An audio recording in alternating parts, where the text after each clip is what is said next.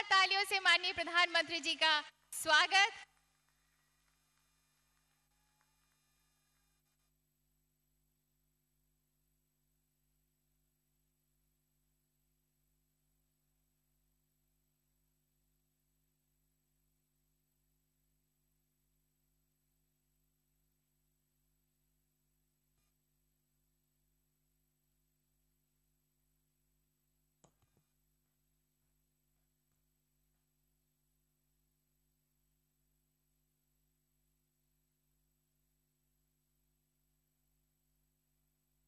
गोगा मुखोत उपस्थित राय जोलाई मुर गोभीर श्रद्धा जोनाइसो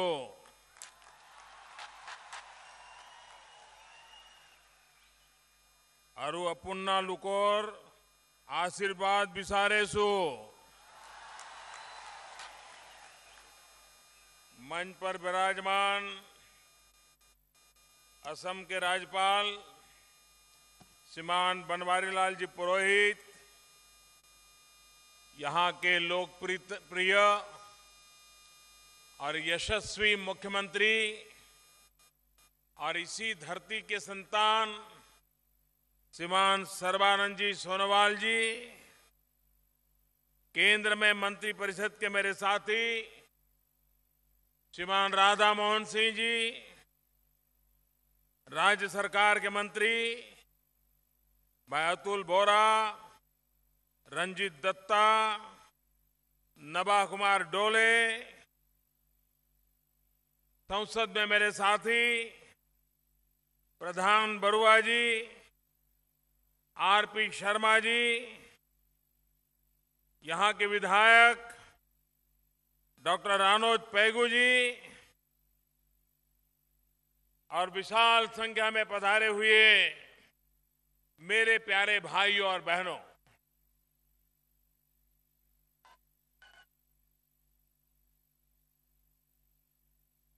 दो 2014 में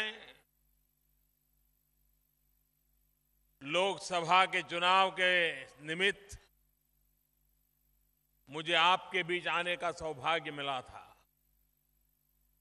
और तब मैं सर्बानंद जी के लिए प्रचार करने आया था और इतने कम समय में आपने सर्बानंद जी को मुख्यमंत्री बना दिया और इसलिए मैं आसाम की जनता का हृदय से अभिनंदन करता हूं।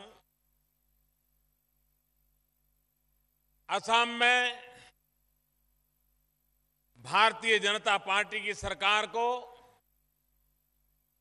1 वर्ष पूर्ण हुआ। सोनोवाल जी के नेतृत्व में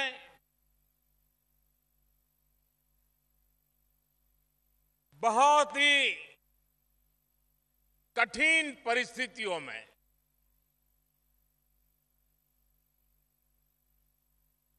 आसाम का हाल क्या था वो मुझसे ज्यादा आप जानते हैं। एक चुनौती थी, आसाम इतने बड़े गहरे गड्ढे में डूबा हुआ था, उसको कैसे निकालेंगे। आपने हम सब पर भरोसा किया, आसाम में सरकार बनाने का अवसर दिया और मैं आज सरकार को जब 1 साल हो गया है तो सर्बानंद जी, उनके सारे मंत्रिपरिषद के साथी, सभी राजनीतिक हमारे साथी दल, असम सरकार के सभी बंधु भगिनी और असम की जनता को इस 1 वर्ष पूर्ण होने पर, सफलतापूर्वक आगे बढ़ने पर गड्ढे में से आसाम को बाहर निकालने के सफल प्रयत्नों के लिए सर्बानंद जी और पूरे आसाम को हृदय से बहुत बहुत अभिनंदन करता हूं, बधाई देता हूं। भाइयों बहनों, आज मुझे यहां एक अत्यंत महत्वपूर्ण काम के लिए, उसके शिलान्यास के लिए आपके बीच आने का अवसर मिला है।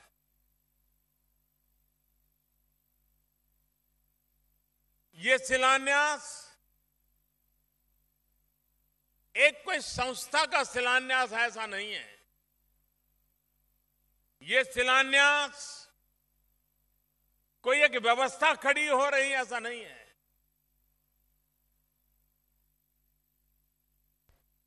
आज जिस काम का यहां शुभारंभ होने जा रहा है, वो आने वाले दिनों में न सिर्फ आसाम का, न सिर्फ नॉर्थ ईस्ट का, लेकिन ये पूरे हिंदुस्तान के ग्रामीण जीवन का भाग्य बदलने वाला शिलान्यास है।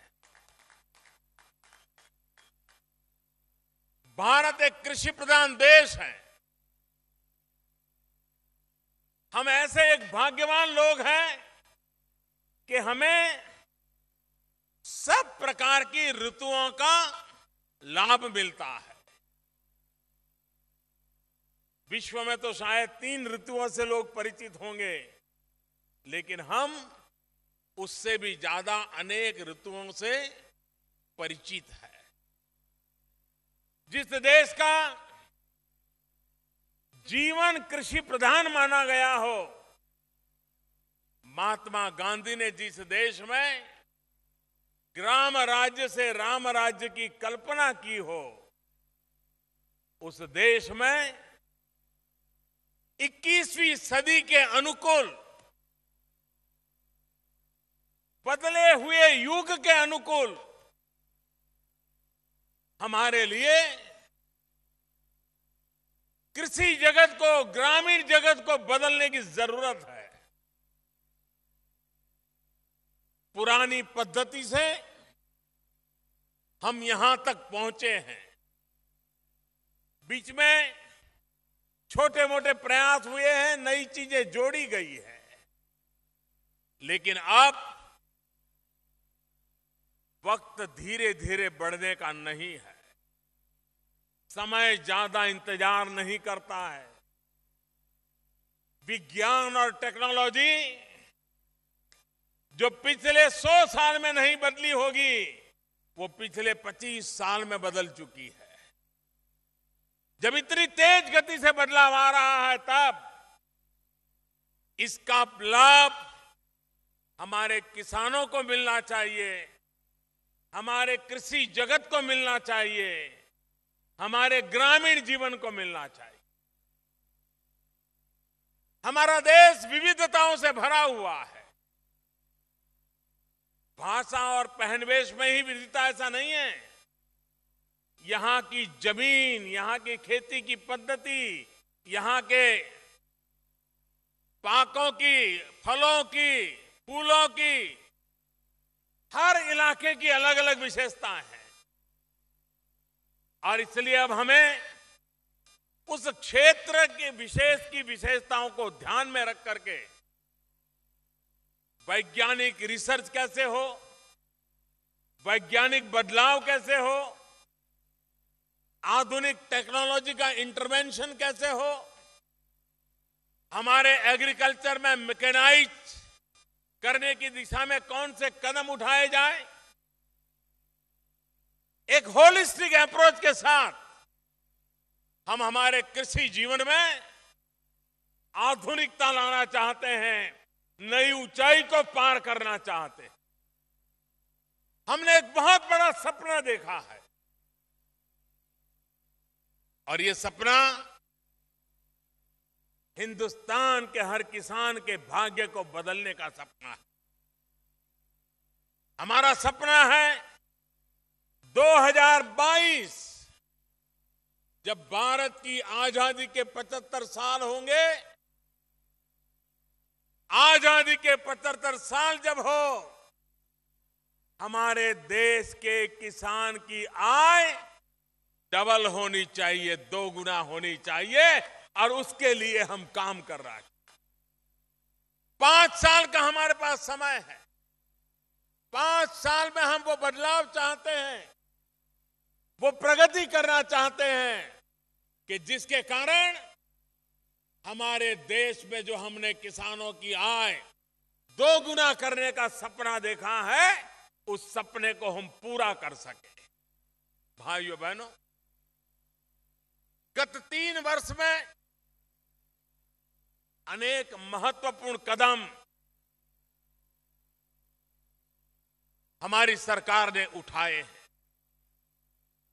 3 साल का समय इतने बड़े देश में बहुत कम समय होता है, लेकिन कम समय में भी कमाल करके दिखाने का काम पिछले 3 साल में देश ने देखा।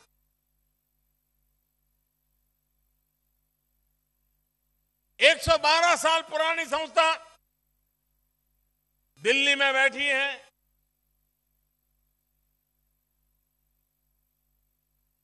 अगर वह हिंदुस्तान के अलग अलग क्षेत्र से में रिसर्च करे, जुड़े, तो कितना बड़ा लाभ हो सकता है।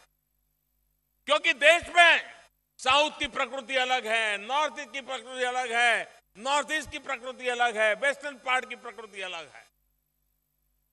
और उसी विचार में से हमने 2 नए रिसर्च इंस्टीट्यूट चालू करने का प्रयास किया है।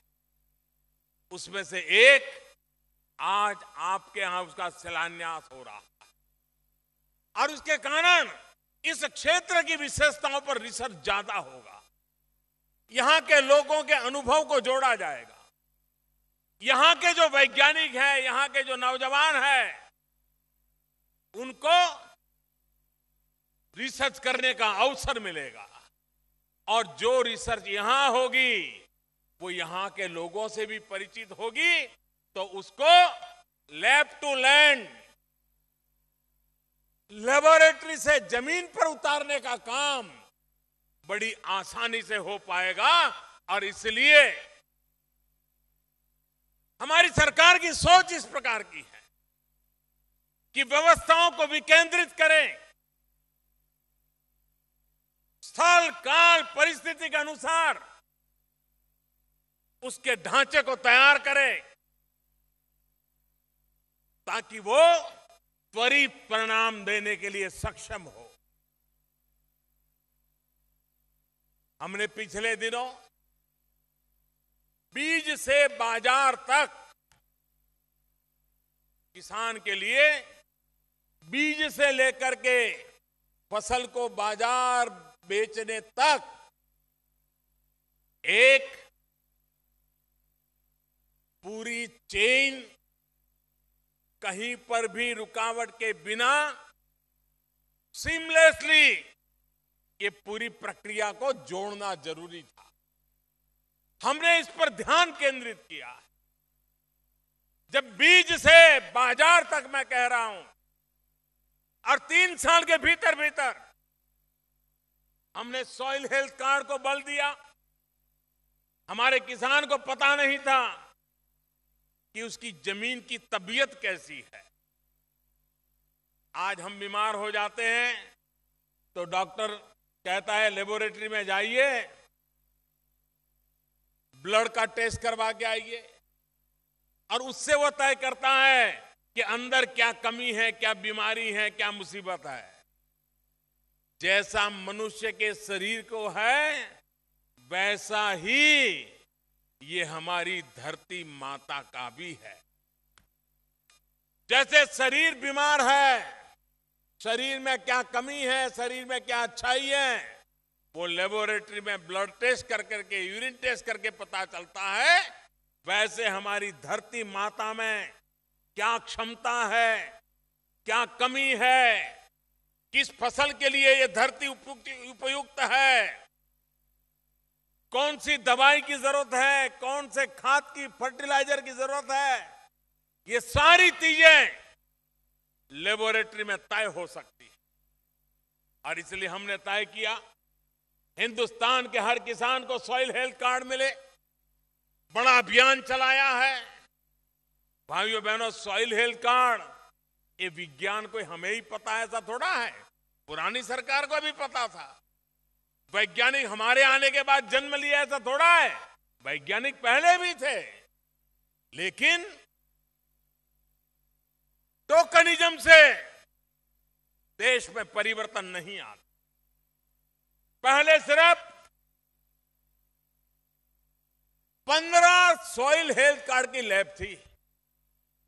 इतने बड़े हिंदुस्तान में 15 सॉइल हेल्थ कार्ड की लेबोरेटरी अगर एक दिन में 15 किसानों का भी काम करे तो महीने में कितना करेगा? इतने बड़े देश की आवश्यकता पूरी कैसे होगी? भाइयों बहनों, हमने एक बड़ा मूवमेंट चलाया। आज देश में 9,000 से ज्यादा सॉइल हेल्थ कार्ड की लेबोरेटरियां तैयार कर दी है और उसको और आगे बढ़ाने की दिशा में नौजवानों को हम निमंत्रित कर रहे हैं। हमने स्टार्टअप के लिए हिंदुस्तान के नौजवानों को कहा कि ऐसे छोटे छोटे मशीन बनाइए ताकि किसान के घर में भी वो लैब का काम करे, वो जमीन डाले उस पर, उसको जवाब मिल जाए आपकी जमीन किस काम की है, कौन सी फसल के लिए उपयोगी है।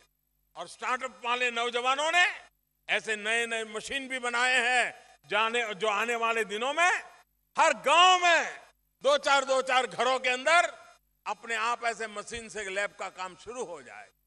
कितना व्यापक काम किया जा सकता है, इसका ये नमूना है।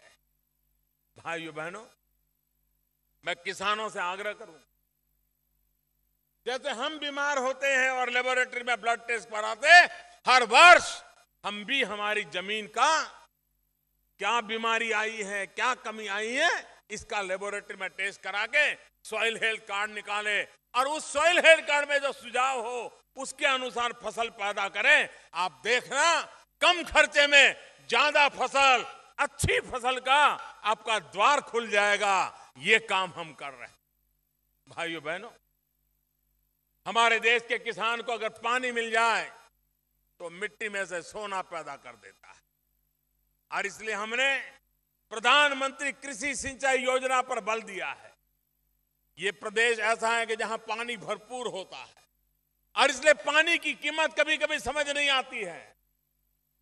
लेकिन जिन इलाकों में बरसात नहीं होती है, कम वर्षा होती है, नदियां नहीं है, उनको पता है पानी का मूल्य क्या होता है। हमारी कोशिश है पर drop markup, micro irrigation, sprinkler, टपक सिंचाई। इस देश में हमने प्रधानमंत्री कृषि सिंचाई का अभियान चलाया। करीब 90 ऐसी योजनाएं हाथ लगाई हैं, हजारों करोड़ रुपयों की लागत आने वाली है, जहां से खेत तक पानी पहुंचे और किसान उस पानी को माइक्रो इरिगेशन के उपयोग करे। देश की वो भूभाग जहां पर पानी के अभाव में खेती नहीं होती है, उस जमीन को पानी पहुंचे और उसका काम हो, उस दिशा में हम काम कर रहे हैं। भाइयों बहनों, हमने प्रधानमंत्री फसल बीमा योजना दी है। हमारे देश का किसान ईश्वर की कृपा पर जिंदगी जीता है। बारिश ज्यादा आ जाए तो भी परेशान, बारिश कम आ जाए तो भी परेशान, ओले गिर जाए तो भी परेशान, तेज आंधी चल जाए तो भी परेशान। ऐसे किसान को सुरक्षा मिलनी चाहिए। पहली बार देश में ऐसी प्रधानमंत्री फसल बीमा योजना आई है और किसानों को इतनी पसंद आई है कि जो बैंक लोन नहीं लेते हैं, ऐसे भी किसान जो फसल बीमा लेने लगे हैं, उसमें भी 7 गुना बढ़ोतरी हुई है। किसानों की प्रिय योजना बन गई है और उसके कारण किसी भी प्रकार का नुकसान होगा, बीमे के कारण उस किसान को साल भर के लिए जो आवश्यक है उतना धन उससे मिल जाएगा। हर मुसीबत का मुकाबला करने के लिए ये फसल बीमा योजना काम आए। आज पूरे देश में इसको लागू करने की दिशा में काम चल रहा है। भाइयों बहनों, हमारे देश में खास करके नॉर्थ ईस्ट में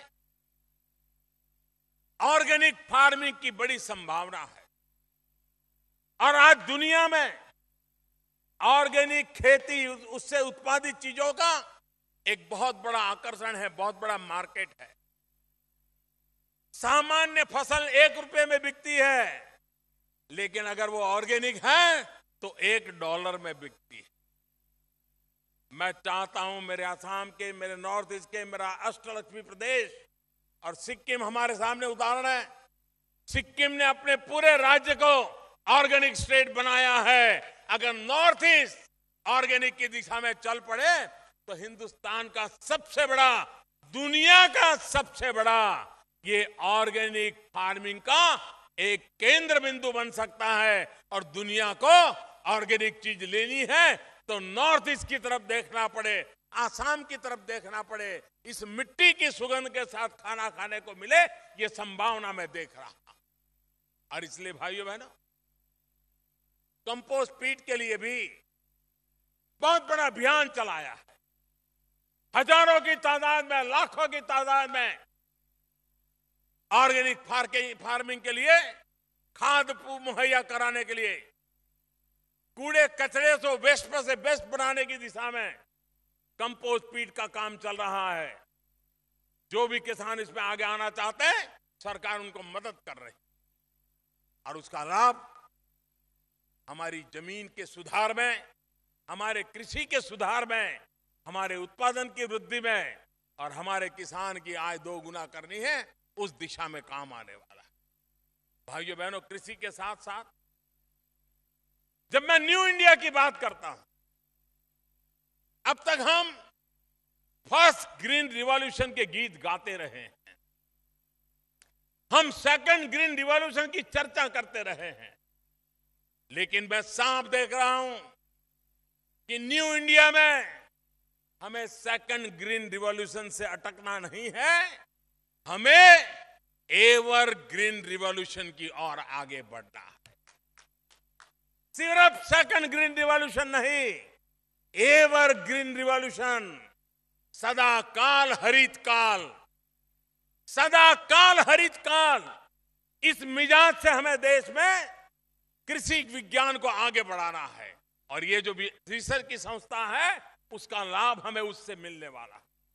और उस दिशा में कृषि के साथ जुड़ी हुई कौन सी चीजें, किसान को खर्च कम कैसे हो।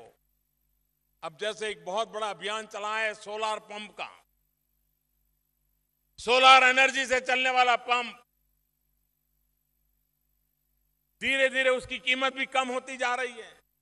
खेत में ही सोलार पैनल लगा करके पंप चालू किया जा सकता है, बिजली का खर्चा कम हो जाएगा, किसान का बहुत बड़ा बोझ कम हो जाएगा। उस दिशा में काम चल रहा है। किसान भी अपने खेत के कॉर्नर पर, किनार पर सोलार पैनल लगा करके खेती के काम के लिए जितनी बिजली चाहिए वो खुद पैदा कर सकता है, उसको हम प्रोत्साहन दे रहे हैं। किसान अपने खेत के किनारे पर टिम्बर की खेती करे। हमारे देश में आज भी फर्नीचर के लिए, घर के लिए विदेशों से टिम्बर लाना पड़ता है। अगर हमारे किसान को हम उस दिशा में ले जाएंगे तो हमारे देश को बाहर से टिम्बर नहीं लाना पड़ेगा।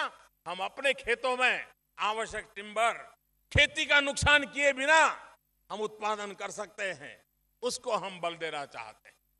हम कृषि के क्षेत्र में पशुपालन को बल देना चाहते हैं। व्हाइट रिवॉल्यूशन की चर्चा तो बहुत सुनी है, लेकिन आज भी दुनिया में प्रति पशु कम दूध देने वाला कोई देश है तो उसमें हमारी गिनती है। पशु की संख्या बढ़ाने से जाए, पशु की दूध देने की क्षमता बढ़ाना, वैज्ञानिक तरीके से पशुपालन हो, पशु के आहार में वैज्ञानिकता हो, पशु के आरोग्य के लिए वैज्ञानिक व्यवस्था हो, ये सारे रिसर्च के काम भी हम उस पर बल दे करके आगे बढ़ाना चाहते हैं।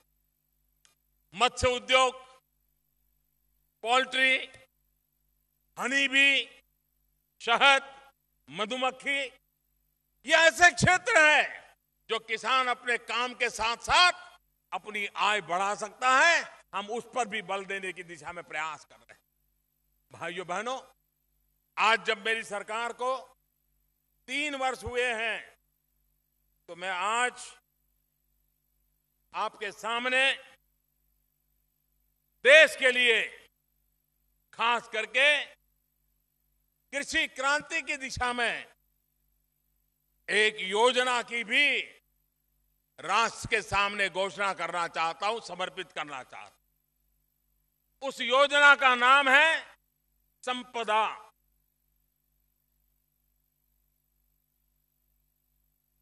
एग्रो प्रोडक्ट के वैल्यू एडिशन के लिए, मूल्य वृद्धि के लिए हमारे देश में बहुत संभावनाएं पड़ी।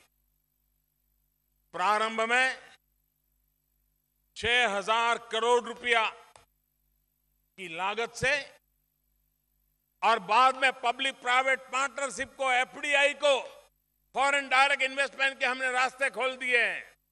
इस संपदा योजना का पूरा शब्द है scheme for agro marine processing and development of agro processing clusters, संपदा। ये काम हमारे जो कृषि उत्पादन है उसकी मूल्य वृद्धि कैसी हो। हम आम बेचते हैं, कम पैसा मिलता है, लेकिन अगर आम का अचार बना करके बेचे तो ज्यादा पैसा मिलता है।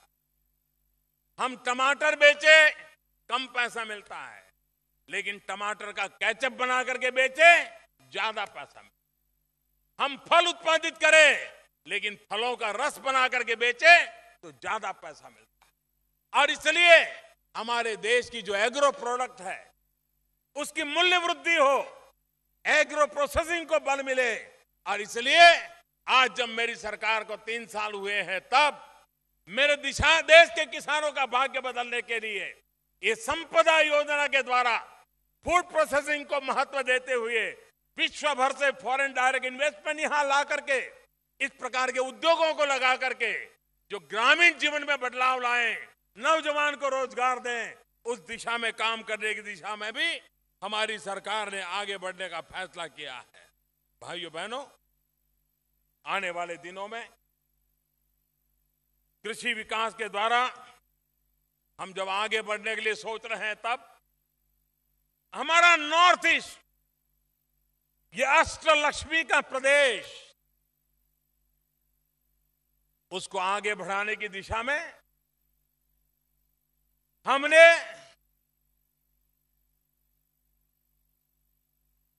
पंचपथ निर्धारित किए।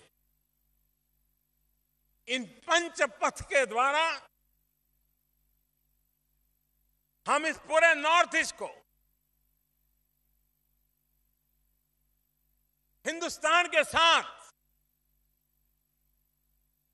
आने वाले भविष्य के साथ, नौजवानों की आशा आकांक्षाओं के साथ जोड़ने की दिशा में आगे बढ़ना चाहते हैं। और ये जो हमारे पंचपथ है वो मूलतः 21वीं सदी के अनुकूल इंफ्रास्ट्रक्चर से जुड़े हुए हैं। हाईवे पहला पंथ, रेलवे दूसरा पथ, वाटरवे तीसरा पथ, एयरवे चौथा पथ और 5वां पथ हाईवे। इंफॉर्मेशन वे, ऑप्टिकल फाइबर नेटवर्क, इन 5 पथ के द्वारा आधुनिक इंफ्रास्ट्रक्चर की जड़ें जमा करके ये अष्टलक्ष्मी प्रदेश, जो कल तक नॉर्थ ईस्ट कहा जाता था, वो नॉर्थ ईस्ट का मतलब न्यू इंडिया में बदल जाएगा। और नॉर्थ ईस्ट का एनी का मतलब हो जाएगा न्यू इकोनॉमी, एनी का मतलब हो जाएगा न्यू एनर्जी, एनी का मतलब हो जाएगा न्यू एम्पावरमेंट, ये एक प्रकार से न्यू इंजन, हिंदुस्तान के ग्रोथ का न्यू इंजन, पूर्वी भारत, पूर्वोत्तर Bharat, north east, new engine, ये न्यू इंडिया को लेकर के आगे बढ़ेगा। इसी एक विश्वास के साथ मैं इतने कोने कोने से आए हुए, लाखों की तादाद में आए हुए मेरे किसान भाइयों को बहुत बहुत शुभकामनाएं देता हूं। और ये रिसर्च इंस्टीट्यूट आपके सपनों को साकार करेगी, ऐसा पूरा विश्वास देता हूं। मैं फिर एक बार सर्बानंद जी को, उनकी पूरी टीम को, असम की जनता को एक वर्ष की सफल यात्रा के लिए बहुत बहुत शुभकामनाएं देता हूं। और बाकी रहे 4 साल में असम अपने सपनों को पूरा करने के लिए तेज गति से आगे बढ़े, ये शुभकामनाएं देता हूं। और मैं असम की जनता को विश्वास दिलाता हूं, दिल्ली सरकार असम का भाग्य बदलने के लिए कंधे से कंधा मिलाकर आपके साथ चलेगी। बहुत ताकत पड़ी है यहां। ये ताकत सिर्फ असम का भाग्य बदलेगी ऐसा नहीं, ये ताकत हिंदुस्तान के भाग्य को बदलने में काम आएगी। इस भाव के साथ आगे बढ़ना है। मेरी बहुत बहुत शुभकामनाएं। धन्यवाद।